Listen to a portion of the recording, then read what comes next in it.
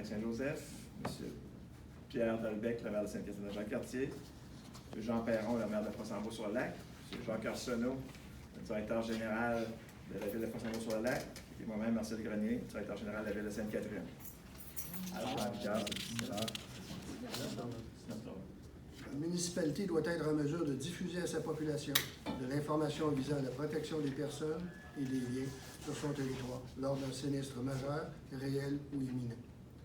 Une municipalité doit également désigner des endroits qui pourront, lors de tel événement, servir de centre de coordination ou centre de service et d'hébergement temporaire pour les victimes de ce sinistre. Pour ce qui est de la population, la même chose, vous comprendrez que lorsqu'on fait des messages préenregistrés, on veut rejoindre rapidement les citoyens à une mesure d'urgence. Par la suite, on va bonifier les messages pour peut-être cibler des gens en particulier. Donc, si on avait une situation de contamination de l'eau potable, on demande aux gens un avis d'ébullition, on fait des travaux, il y a une contamination du sanitaire versus l'eau potable. On n'a pas encore ciblé les territoires, donc vite fait, en quelques clics, tous les gens qui sont abonnés vont recevoir un message, soit par notification, la même chose par courriel ou par message vocal. On peut leur demander de nous rejoindre. Donc, tous les gens qui sont abonnés aujourd'hui viennent de recevoir le message d'avis d'ébullition. On entend sonner les alertes. Donc, moi, ce que j'envoie aux gens, si je vais le voir,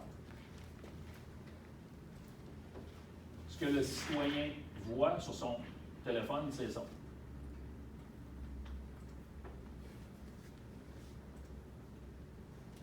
Donc, lui, il n'a pas besoin de cliquer.